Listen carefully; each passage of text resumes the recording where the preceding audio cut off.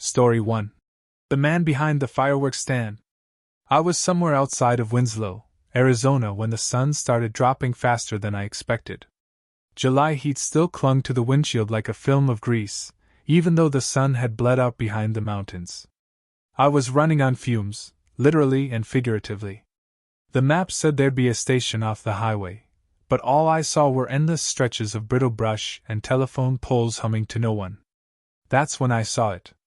A crooked little shack with a hand-painted sign. Fireworks, open until midnight. It sat alone in a wide gravel lot, surrounded by dry nothing. A single halogen lamp buzzed above the stand, its light pulsing like a dying heartbeat. Behind it, a long stretch of empty desert faded into a gray nothingness. I pulled in without thinking. The engine gave a shudder before cutting off completely. It didn't even sputter, just stopped. I turned the key again, nothing. Not a cough. Not even the radio. I figured it was the battery. Or heat stroke. Maybe both. The stand looked like it hadn't seen a fresh coat of paint since Clinton was president.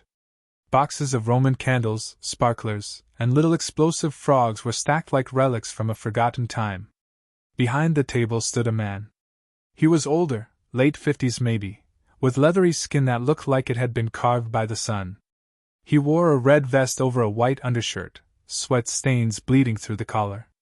His eyes were pale, cloudy like cataracts, but they moved with the alertness of someone watching for something.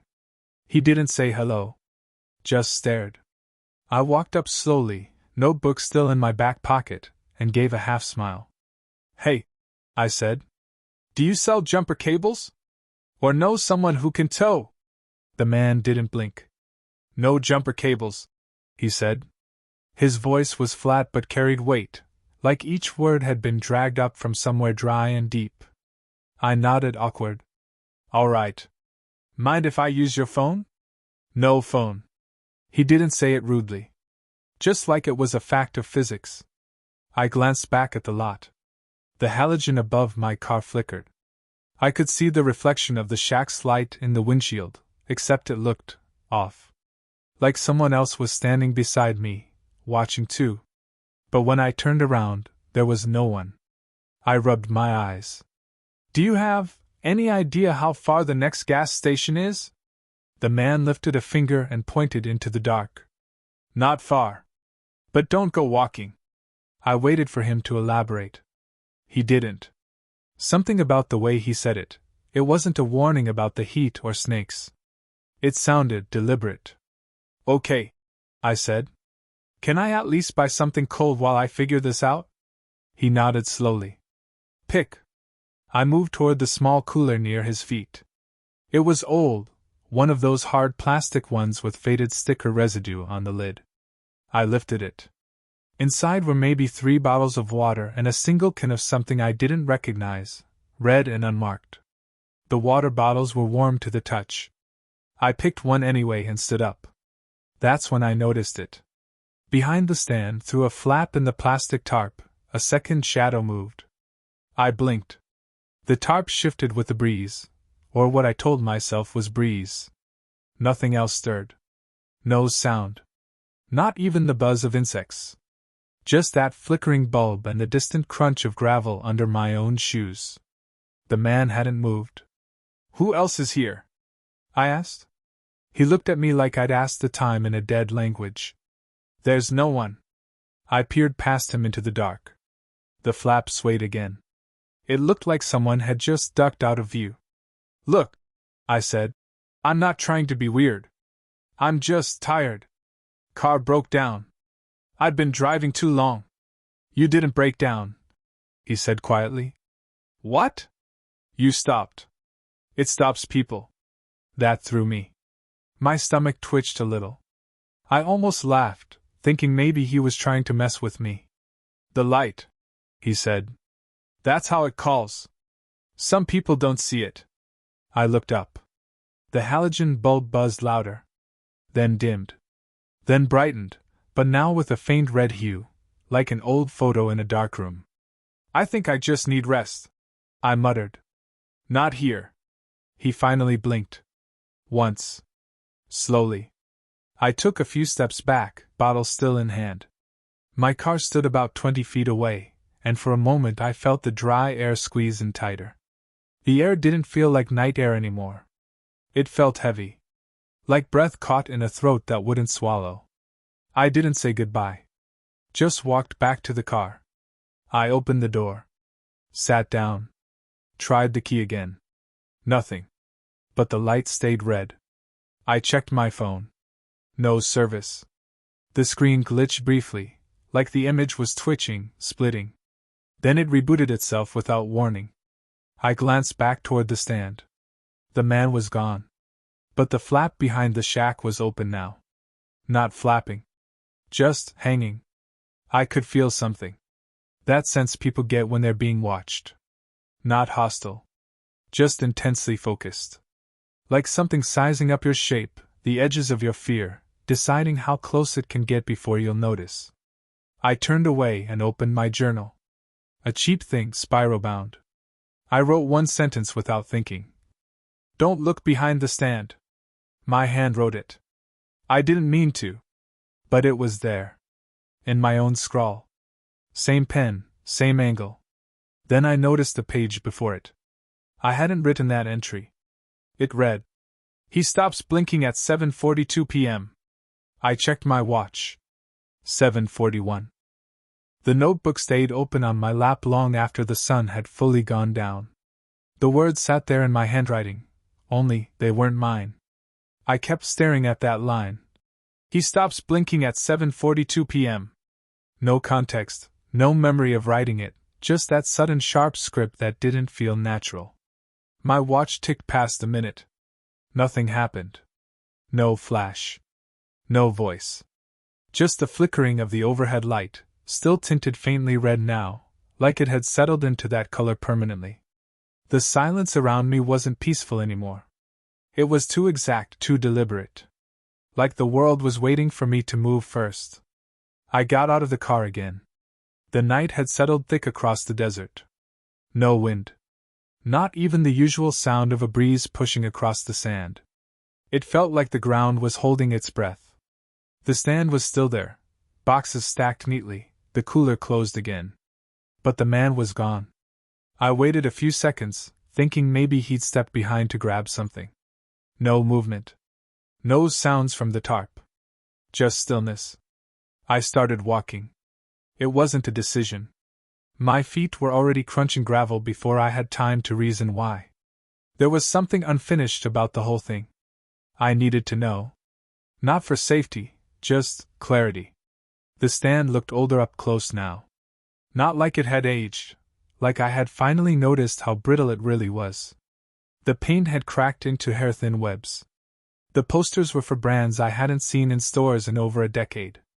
The expiration date on a pack of bottle rockets read 2003. Behind the counter, the plastic flap moved slightly. Not enough to be wind. Just enough to suggest someone had recently passed through it. I called out. "Hello?" No answer. I hesitated, then lifted the flap. It wasn't a room. It was more like an alley, narrow, boxed in with stacked crates and faded vinyl banners. The space behind the stand was larger than it looked from the front, like it had extended while I wasn't looking. Rows of boxes stretched farther than they should have. I stepped in. It smelled like dust and something faintly sweet, like burning sugar. The air was warmer back there. Thicker, like it was being exhaled from underground. "Sir?" My voice didn't echo. It just stopped, like the air was swallowing the sound. I turned a corner formed by stacked crates. That's when I saw him. The man stood motionless at the far end, facing away from me. His arms hung stiffly at his sides. The halogen light didn't reach him back there, but the edges of his shirt still glowed faintly red. I stopped. "Hey," I said quietly. He didn't respond. I took a slow step forward. Then another. The boxes beside me were all labeled in handwriting, names I didn't recognize. Not brands, names. One read, "Linda W." Another just, "Kid in Blue." Each box had a burn mark in the corner. I looked back toward the man. He hadn't moved. Then I realized he was blinking. Only not normally. Not frequently. It was slow timed. One blink every few seconds. Almost mechanical. I looked down at my watch. 7:46. He stops blinking at 7:42 p.m. He was still blinking. The note was wrong. I exhaled without realizing I'd been holding my breath. That's when he spoke. Some people don't blink at all. I froze. His voice didn't come from in front of me. It came from behind. I turned. The front of the shack was gone. Just a long path between boxes, stretching further than should be possible. I hadn't walked that far, but now the entrance was gone. Only the warm glow of that red light lingered behind me. I didn't run. I should have. But something about running felt like a choice that couldn't be reversed. I turned back toward the figure. He was facing me now. His eyes were open. Still pale. Still milky. But now wide. Unblinking. I didn't speak. He did. You wrote it down too early. My hands felt numb. I glanced at the notebook still clutched at my side. It was open. The page had changed. Now it read, "Don't look into his eyes when he stops blinking." The handwriting had changed again. This time, it looked rushed. The lines were uneven, like they'd been written in panic. But it was still my pen. Still my notebook. I looked up. He hadn't blinked in a while now. I dropped the journal and stepped back. My shoulder bumped one of the boxes. It shifted slightly. A name smudged on the side caught my eye. Jesse, 2006. The year was right. I stepped closer. The handwriting matched the note. I turned the box. It was sealed with old tape, barely clinging to the edges. Burn marks laced the corners like someone had lit sparklers near it. I didn't open it. I didn't want to know what was inside. The man was closer now. I hadn't heard him move. He raised one hand, slow, with intention, and pointed to a small corner of the tarp behind me. A single slit of light leaked through it, a tiny, familiar white beam. "Go back," he said. "This is the part you don't finish." I didn't ask what he meant. I ran. The crates blurred past. The light grew brighter. I pushed through the plastic. Gravel crunched beneath my feet. I was outside again. The stand looked the same. The cooler. The sign. The car. But there was no halogen light now. Just a flickering string of old bulbs stretched above the stand. White. Normal. I ran to the car. Door open.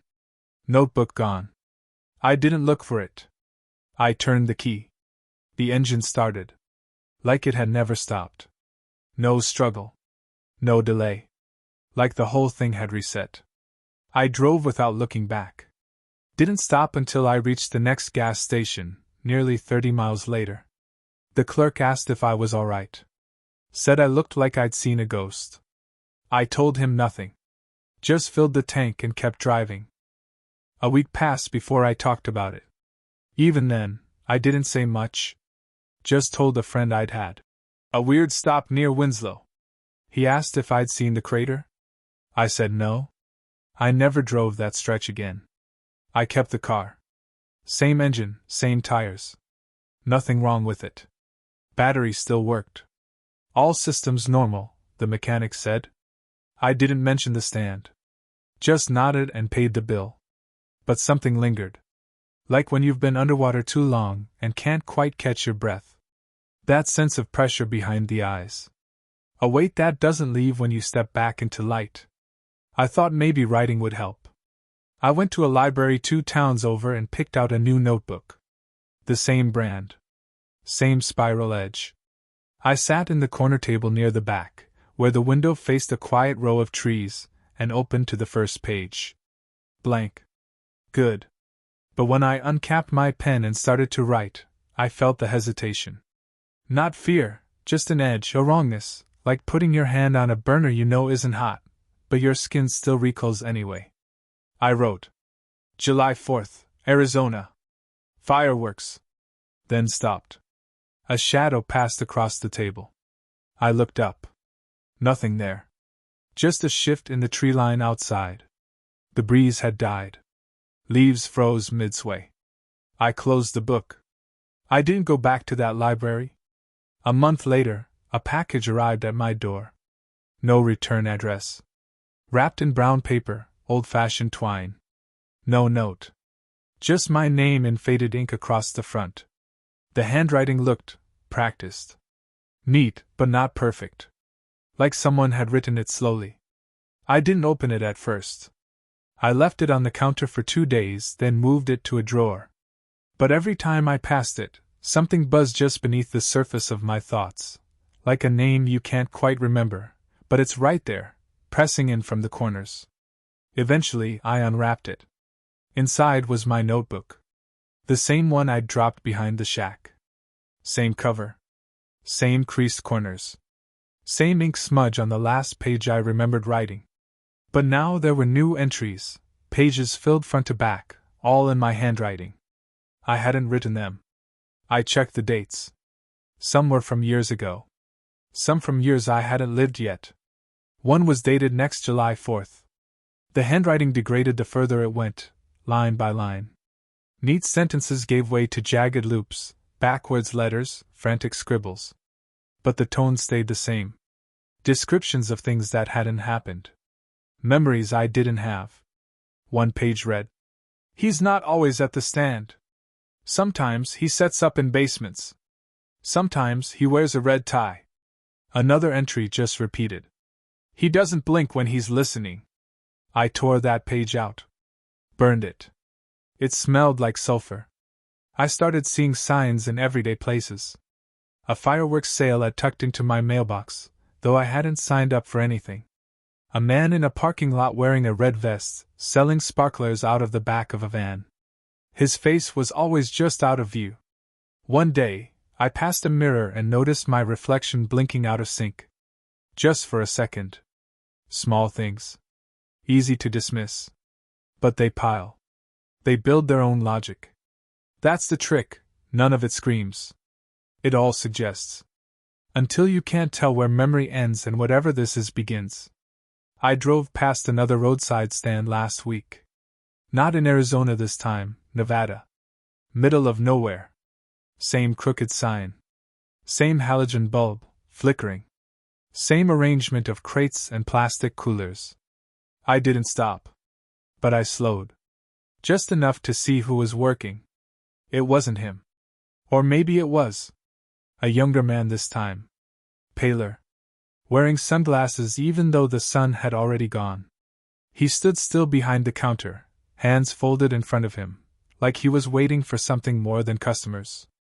I drove on. Miles later, I realized something. My fuel gauge hadn't moved. I hadn't bought gas since the last stop. I hadn't needed to. It was always just enough. Like the car was never really running on fuel. Last night, I dreamed I was back at the stand. But it wasn't a memory. It was, later. Years ahead. The boxes were taller, stacked in long aisles. There were more names now. Hundreds. Aisles like a warehouse. I saw one labeled Claire T. Another marked Father's Ashes. Then I saw my own. But the date was scratched out. Burned through. When I tried to lift the lid, the man appeared. But not like before. This time, his eyes were empty sockets. Still unblinking. Just vacant now, like holes punched in paper.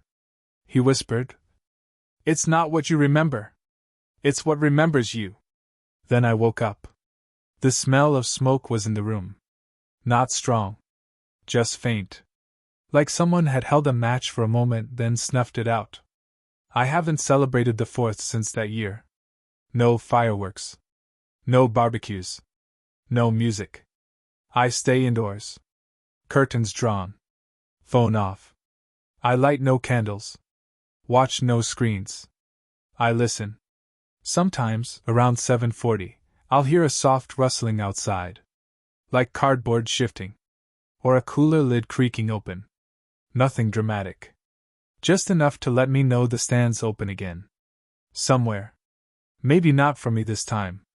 Maybe for you. All I can tell you is this. If you ever find yourself on a desert road past sundown, and you see a lonely stand with a crooked sign and a red light overhead, don't stop. Don't ask questions. And whatever you do, don't look into his eyes. Ask ChatGPT. Story 2. The porch light at Red Hollow Lake. I arrived at the cabin around 5 in the afternoon. The air was heavy, still in that way that makes everything feel muffled. Like the trees were holding back a breath. I hadn't been to Red Hollow since I was a kid. It was smaller than I remembered. The lake looked darker, too. The kind of dark that doesn't reflect light, just swallows it. The driveway was just gravel over packed dirt, but the tires crunched loud in the silence. I let the car idle a bit before turning it off. Something about the quiet outside made me hesitate. There were no birds. No insects. Just the soft lapping of water against the dock and the distant creak of pine limbs shifting in air too still to move them. The porch light flickered once when I stepped out. Not unusual. Old wiring. The whole house had been sitting empty since Uncle Harris disappeared. 10 years, almost to the day. 4th of July weekend, 1988. I was 19. We got the call that no one could find him. No forced entry, no signs of struggle. Just his boat tied to the dock and the door left unlocked. I never came back after that. Not until now. The place still smelled like cedar and old varnish. Dust clung to the windows. I could see where the sun had faded the wood floor in rectangular outlines, places where furniture used to be. I stood in the doorway a few moments, just letting it settle around me. Trying to see if it felt familiar. It didn't. But it didn't feel wrong either. Just still. Preserved. I dropped my bag on the kitchen counter and opened the small fridge. Empty, except for a half-used box of baking soda and something unrecognizable in a cloudy jar. I closed it gently. A single fly buzzed against the window above the sink, thudding quietly into the glass. Over and over. I made my way through the main room and out the back door to the porch. The lake spread out in front of me, flat and unmoving. The dock jutted out just a little off-center. And there it was. The red Adirondack chair. It was exactly where it used to be. Just one. My uncle's. He always sat there during storms. Said the rain sounded different over water. I never understood what he meant. The porch light flickered again behind me. Once. Then again, more slowly. I turned and stared at it, half expecting it to go out. But it stayed lit. Dim, unsteady. Like it wasn't sure whether to stay on. I went back inside. The air inside the cabin felt heavier now, like it had warmed slightly. I opened a few windows. It didn't help. The humidity sat thick across everything, clinging to the curtains and my skin. I wiped my forehead and checked my phone. No service. That was expected. The nearest town was nearly 30 miles away. I'd driven the last 7 on roads with no name and no signs. I set my phone face down and picked up one of the boxes the lawyer had sent over. Old papers. Mostly bills and property records. But in the bottom, under some faded tax forms, I found something strange, an envelope with my name on it. Not typed. Handwritten. My name in the same crooked letters my uncle used when writing notes for groceries or TV shows he wanted to record. It was dated the week before he vanished. Inside, a single piece of lined paper. One sentence. If the porch light flickers more than twice, don't answer. I reread it 3 times. There was no signature. No context. Just those words pressed hard into the paper as if he had written them with urgency. I stared at it for a while, then folded it back into the envelope. Behind me, the porch light blinked twice in quick succession. I turned and looked out the window. Nothing. Just the lake. Still unmoving. Then a third flicker. Slower. Then darkness. I stood there, unsure what to feel. I wasn't scared, not exactly. But something shifted. That low-level unease I'd been carrying since arriving sharpened into something more alert. Focused. I stepped onto the porch. The bulb was out, but warm to the touch. Not burned out. Just off. A breeze finally stirred the trees. It came from across the lake, though the water remained perfectly still. That didn't make sense, but I didn't dwell on it. I was too aware of how long I'd been alone. I made dinner, just canned soup and toast, and ate in silence. I didn't feel hungry, just needed something to do with my hands. I cleaned up slowly, methodically, like I was waiting for something to happen. It didn't. Not then. That night I couldn't sleep. The bedroom felt wrong. The bed too stiff, the air too dense. I kept thinking about that chair. About how I'd seen it from the porch, but not again since. Around 2 a.m., I got up and walked to the window. The chair was gone. The dock was empty. I stared out across the lake. It reflected nothing. Not the stars, not the faint light from the cabin. It looked like ink. I opened the front door. The porch light blinked once. Then again. Then again. Then nothing. I closed the door. Morning came, though I hadn't really slept.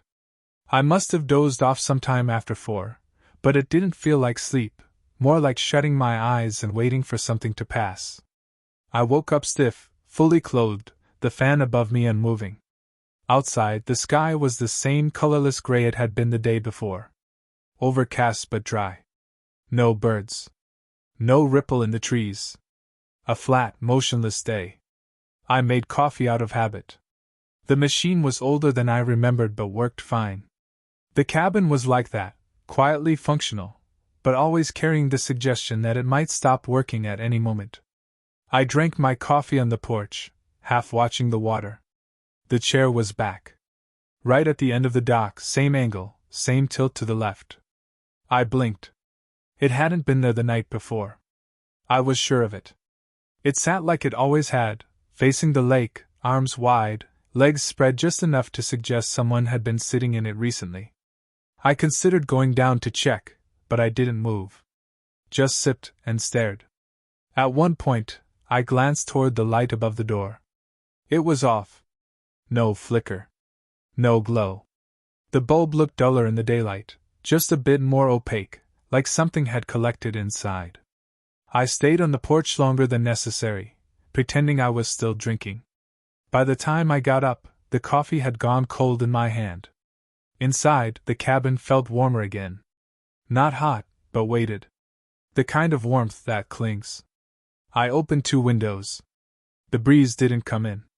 The notes sat on the kitchen table. If the porch light flickers more than twice, don't answer. I hadn't thought about it much in the daylight, but now I found myself studying the pen marks. The pressure of the strokes. They looked uneven.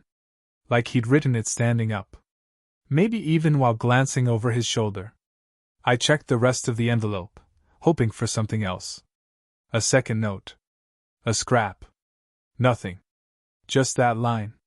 I folded it again and slipped it under a placemat. The rest of the day passed like that. I walked the perimeter of the cabin. Checked the shed, locked, as always. No footprints in the dirt path. I made a sandwich for lunch. Stared out the window more than I realized. By early evening, clouds thickened above the trees, and distant thunder began to roll over the hills. Still no rain, but the kind of storm that announces itself hours before arriving. Around 7, I heard the first sound I hadn't made myself. 3 steps on the porch. Not heavy, not loud. Just wood shifting under a slow, deliberate weight. I froze. Didn't go to the door. Didn't call out. I waited. Nothing followed. No knock. No creak of the door handle. Just quiet. A few minutes later, the light above the porch flickered once. Then again. Then again. 3 times. I backed into the hallway. This time, I didn't open the door. Instead, I watched from the front window. The red chair was gone again. The dock stood empty. I strained to see the path through the trees, but it vanished into shadow before I could make anything out. I stayed by the window for nearly an hour. The light didn't flicker again. Eventually, I sat down on the couch with a book I had brought, though I never turned a page. I kept glancing at the doorway, waiting for something to happen. Nothing did. But when I went to brush my teeth that night, I noticed something in the mirror. My reflection blinked after I did. A fraction of a second too late. Just enough to notice. Not enough to prove. I stared at myself, waiting to see if it would happen again. Nothing. Everything lined up after that. But the delay had been there. I was certain. I didn't sleep that night either. Not fully. Every time I closed my eyes, I heard something, a soft sound, like cloth shifting or a foot settling on old wood. At one point I thought I heard my name. Not shouted. Not whispered. Just spoken plainly. The way someone says it when they're trying not to wake anyone. Claire. Once. Then silence. I stayed in bed until light started bleeding through the cracks in the blinds. The next morning, the chair was closer. Not on the dock now. On the shore. Just past the edge of the trees, angled toward the porch. Facing the cabin. I stood at the window for a long time, watching it. There was no way it had moved on its own. But I hadn't heard anything. No dragging. No footsteps. Just the chair there now, like it had always been. It looked dry. Untouched. Like it had never left the porch. I grabbed my keys. I didn't have a plan, exactly. I just knew I didn't want to be in the cabin anymore. I needed to drive. Even if it was just into town for coffee or noise or anything outside this stillness. I stepped onto the porch. The light was off. I hesitated. Then opened the car door. But the engine didn't turn. Nothing. The battery light didn't even come on. Dead. I turned the key again, slower. Still nothing. Then I heard it. From the woods. My voice. Calling out. Not screaming. Not panicked. Just calling. Claire. Like I was looking for myself. Just that one time, my own name said in my voice. Not an imitation. Not close. It was me. A tone I recognized from answering machines, from old videos I couldn't bring myself to delete. That neutral rhythm people use when they're calling out for someone they expect to find. I stood beside the car with my hand still on the door handle, watching the edge of the woods. Nothing moved. The trees stood in neat lines, perfectly still, as if waiting to be given permission to rustle. The chair remained exactly where it had been, just past the tree line, facing the cabin now instead of the lake. No sign of how it got there. No tracks. No drag marks. I walked back inside without locking the door. I wasn't sure why. The idea of locking it made me feel like I was admitting something was wrong. Like the act itself would confirm that I believed I needed protection. Inside, the cabin felt unchanged. Same smell. Same weight in the air. The coffee I'd left in the pot the day before had turned bitter and thick. I dumped it without pouring a new one. I sat in the main room for a long time. Not doing anything. Just listening. I started to notice small things. The second hand on the wall clock didn't move at a steady pace. It pulsed, 3 fast ticks, then 1 slow. The air through the window no longer felt like air. Just temperature. No movement. No shift in pressure. And the mirror above the fireplace. I could swear I saw someone else standing behind me for a split second. Not a figure. Just the suggestion of one. A blur, like light catching a smudge on glass, and for just long enough to give it shape. I didn't turn. I just kept looking forward, and it never returned. That night, I didn't try to sleep. I stayed at the window with the lights off. The porch bulb had turned on again around dusk without me noticing. It was steady now, no flicker. A soft yellow that leaned slightly red, like it had dimmed from inside the filament. The chair had moved again. It was on the porch. To the right of the door. Like it had been placed there for someone. Angled to face the lake, just slightly off from the path that led to the dock. As if it belonged there. As if it always had. I thought about pushing it off the porch. Throwing it into the water. Smashing it. But I didn't. The idea of touching it felt wrong. Like crossing a boundary I didn't understand.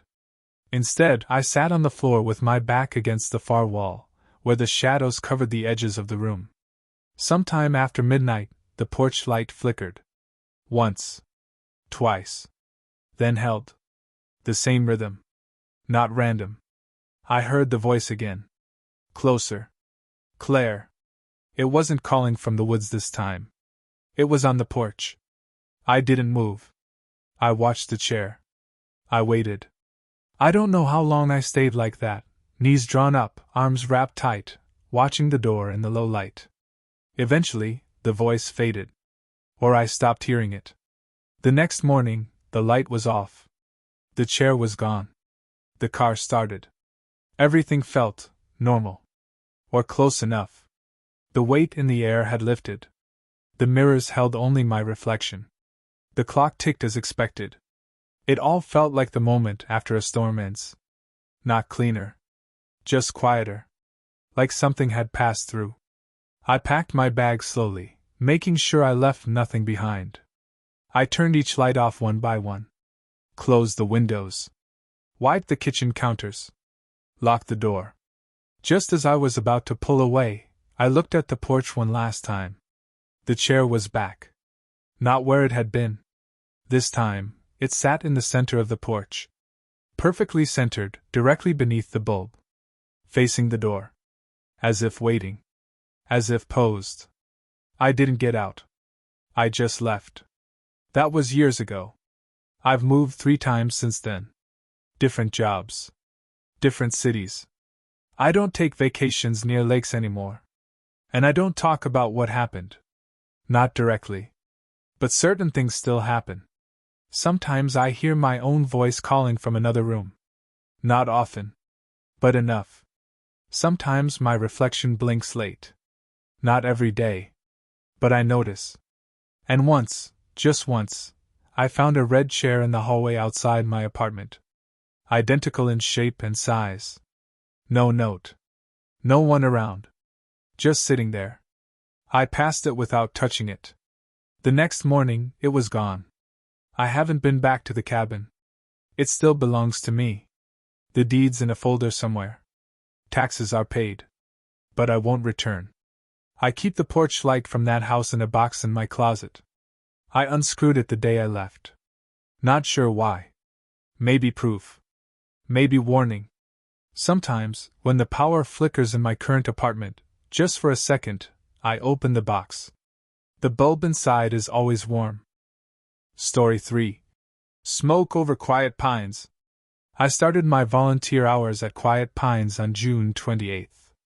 It was already hot, early for that part of New York. The kind of heat that makes everything feel slowed down. The building was tucked away behind a row of thick pines, its beige siding and motionless flag giving it the look of something paused, not abandoned but not quite lived in either.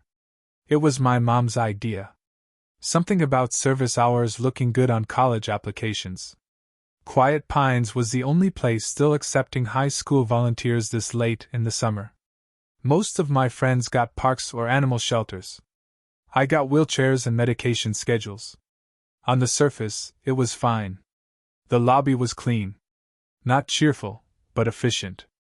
No smell of antiseptic, which surprised me. Just a faint trace of something older. Dust, linen, maybe something that had settled too deep into the walls to ever wash out. The halls were too quiet. Carpeted floors dulled footsteps, and most of the residents stayed in their rooms during the day. My job was simple. Deliver water, change out snack trays, help with puzzles, mostly just be a body in the room. They told me to listen more than talk. There was a TV in every room, but most were tuned to static or left on with the volume down so low I couldn't tell if anything was playing at all. Some residents kept old photographs propped on dressers or taped to the wall, the kind with scalloped edges and fading ink. A few had scrapbooks, full of names I didn't recognize, people in uniforms, events long past. I remember the first time I heard the drum. It was my second night working late. Not overnight, just until 8. The sun hadn't fully set, but the sky was dimming. I was walking past the west corridor, where the long-term patients stayed, and I heard it, one low thump. Then a pause. Then another. Steady. Rhythmic. Not loud, but clear. Like a snare muted by fabric. I stopped. The hallway was empty. The lights overhead buzzed faintly, but there was nothing else. No TVs on. No talking. No footfalls. Just that single beat every few seconds. I waited. Listened. It stopped. I figured it was part of the old HVAC system. Maybe pipes. That made sense. The building had been standing since the 1960s, according to the brochure in the lobby. I kept walking. But I heard it again the next evening. Same time. Same rhythm. That third night, I decided to mention it. I was refilling pictures in the common room when Ms. Eldridge, one of the more lucid residents, looked up from her crossword and said, without turning, "They're practicing." I blinked. "Sorry?" She tapped her pencil once, then looked at me with that expression older people get when they've decided you won't understand. "For the procession," she said. "Always starts early." I thought she meant the 4th of July celebration. The facility had a sign up about it: games, music, refreshments for all. Seemed simple enough. I nodded. "Parade?" Ms. Eldridge smiled faintly. "Not for us. Just for them." She returned to her puzzle. I didn't ask who they were. Later that night, I passed the same hallway. The lights overhead dimmed slightly when I stepped into it. Just a flicker, barely noticeable. But I felt something. Not watched, exactly. Just not alone. Some of the room numbers were missing plaques. A few doors were closed, but I hadn't seen anyone go in or out. At the end of the hall, I found something strange: a wheelchair, perfectly centered in the middle of the corridor, facing away from me. No one in it. Just sitting there. I approached slowly. The chair was old. Not the standard black model like the others. This one had wooden handles, cracked leather padding, small metal footrests dulled by time. A blanket was folded neatly on the seat. The air around it smelled faintly smoky, like something had been recently extinguished. I looked into the nearest room. Empty. The next one too. No sign of staff. When I turned back, the chair was against the wall. I didn't hear it move. It hadn't made a sound. I left the hallway and went to the front desk. No one was there. The night nurse, Melanie, came out of the back office a few minutes later. I asked about the chair. She looked at me like I'd asked her what color the sky was. "All of them stay in the equipment room," she said. "Except this one was just—" I stopped. Her face hadn't changed. "I'll make a note," she said. She didn't write anything down. The next day, I came in early. The hallway looked normal. No chair. All the doors closed. I'd almost convinced myself I'd misremembered.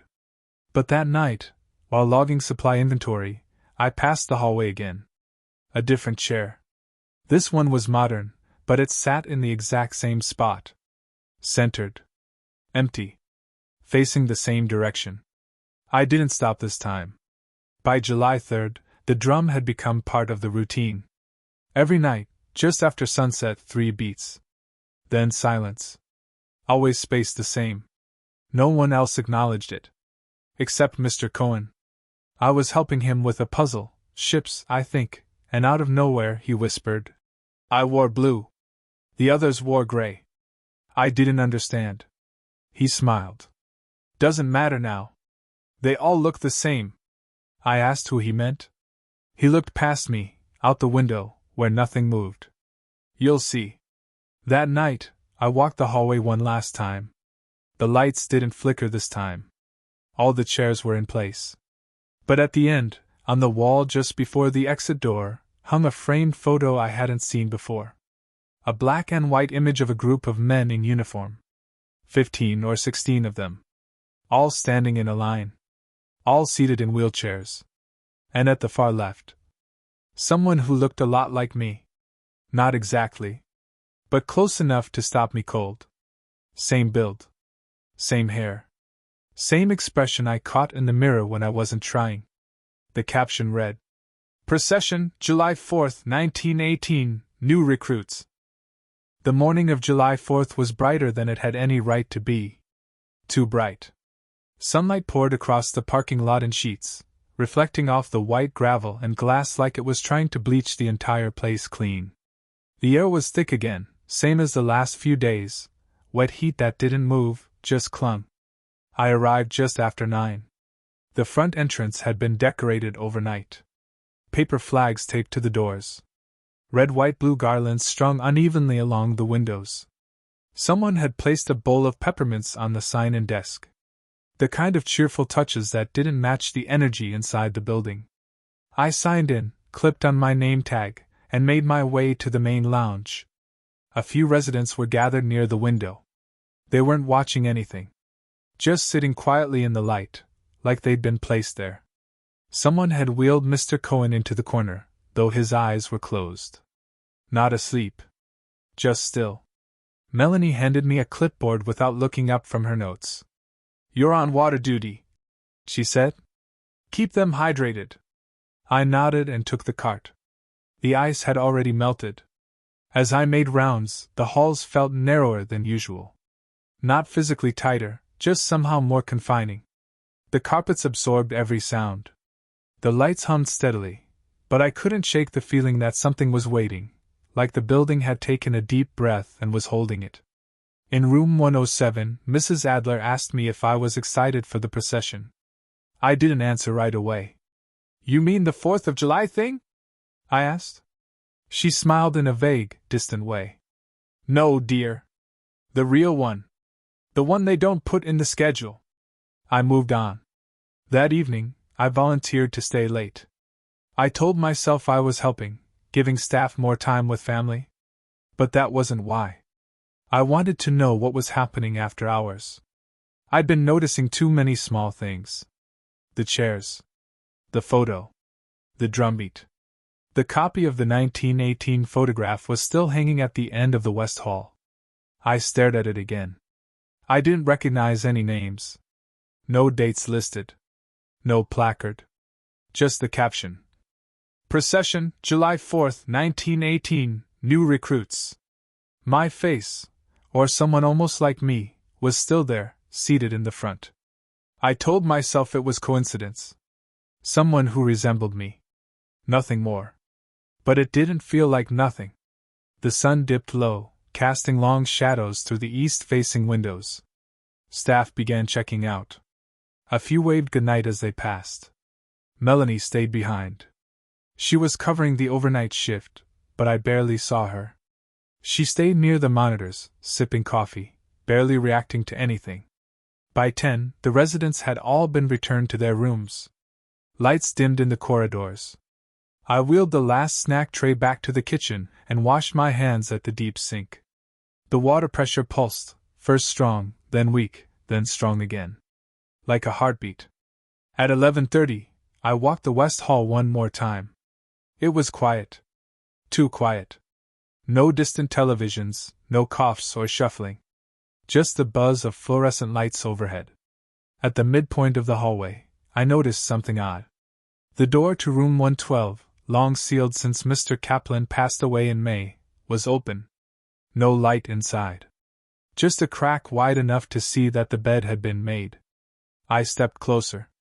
The air smelled different near the door, faintly burnt. Not like smoke. More like something left too long in an oven. Dull. Stale. Lingering. I closed the door gently. As I turned back toward the nurse's station, I froze. The wheelchair was there again. Same model. Same place. Dead center of the hallway. Facing the wall this time. No one had wheeled it in. I had just passed that spot minutes earlier. I stepped around it carefully, not touching it, not looking too long. I reached the front desk. Melanie wasn't there. I called out. No answer. Then I heard it. The drumbeat. 3 slow thumps. Even. Distant, but clear. Then silence. Then again. I followed the sound. Back down the hall. Past the chair. Past the photo. At the fire exit at the end of the hall, I stopped. The door was ajar. I pushed it open and stepped outside. The air was stifling. The sky above the trees was red, maybe from distant fireworks, or maybe just from the heat. Below, on the lawn near the rear of the building, something was happening. A line of residents. All seated in wheelchairs. Dozens of them. More than lived at Quiet Pines. Some I recognized. Others I didn't. Each one dressed in old uniforms. Some military. Some hospital whites. A few in suits too formal for any normal evening. At the front of the line stood a tall man holding a snare drum. He wore no name tag. No ID. Just a faded band uniform and polished shoes. He struck the drum again. One beat. Then another. Then another. The line began to move. Slow. Smooth. Effortless. Wheelchairs rolling on their own, or pushed by invisible hands, I couldn't tell. I stepped back inside and closed the door. Back at the front desk, Melanie had returned. She looked up. "You weren't supposed to see that," she said softly. I stared at her. "What is it?" She paused. "They're always recruiting." I asked who. She didn't answer. Just handed me a sealed envelope. No name. No return address. I opened it. Inside was a photo. Black and white. Same image as before, but different. This time, the person on the far left wasn't just like me. It was me. Exact expression. Exact watch. Exact name tag. Only the date had changed. Procession, July 4th, 2021, new recruits. I didn't go back inside the West Hall after that night. When I showed up the next morning, July 5th, the decorations were gone. No flags, no streamers, no peppermints at the front desk. The glass doors had been cleaned, and someone had mowed the lawn out back. The only sign anything had happened was the faint groove in the grass where the wheelchairs had passed. A soft trail that curved toward the trees, then vanished. I asked Melanie about it. She didn't look up from her clipboard. "Quiet holiday," she said. "Most of them slept through it." I didn't argue. I didn't mention the photo. I didn't mention the drum. I didn't ask why room 112 was now occupied again, or how the door had been closed and locked the next morning like nothing had ever changed. I went about my duties like I had the first week. Water, puzzles, tray returns. The residents behaved normally. Some greeted me. Some didn't. Mr. Cohen was gone. They said he'd been transferred, though no one said where. When I passed the photo wall in the west corridor, the old picture from 1918 was gone. In its place was a new one. Full color. Printed in modern ink, framed the same as the others. It showed a group of volunteers, young, seated in chairs out on the lawn. I didn't recognize the others. But I saw myself again. Front row. Same slouch I always carried, same tired smile I thought I only wore in private. The caption read, "Quiet Pines, Volunteer Class, July 2021. There was no mention of the procession. No uniforms. Just a group of kids smiling into sunlight that felt wrong. I stood there for a long time. At some point, Melanie passed behind me. "You'll get used to it," she said. I turned. "Used to what?" She shrugged. "Being remembered wrong. That weekend, I didn't show up for my shift. No one called. No one asked why. My mom didn't get any emails. My hours weren't logged. It was like my name had never been added to the volunteer list. I went back on Monday anyway. I needed to see it again. Needed to know if the photo was still there, if the hallway still had that feeling. Needed to make sure I hadn't made it all up. But when I arrived, the receptionist was new. Younger. She didn't recognize me. Said there was no record of a Marcus Bell in the system. I checked the visitor log. My handwriting wasn't there. I asked for Melanie. The receptionist paused. "We haven't had a Melanie here in over a year." I didn't ask again. I walked the hallways one last time. Everything looked the same, but cleaner. Emptier. The residents moved slower. Some rooms were empty entirely. When I passed the wall where the photo had been, there was only a plain white frame. No image inside. Just glass, reflecting me. And for a second, my reflection blinked out of sync. Not wrong. Just delayed. Like it was trying to catch up. I left Quiet Pines for good after that. I finished school. Got into college. Life moved on.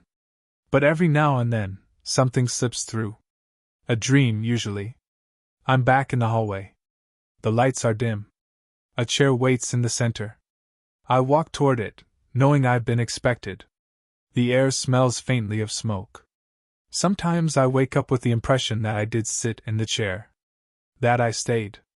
That this life, college, my apartment, everything after, is something imagined during the procession.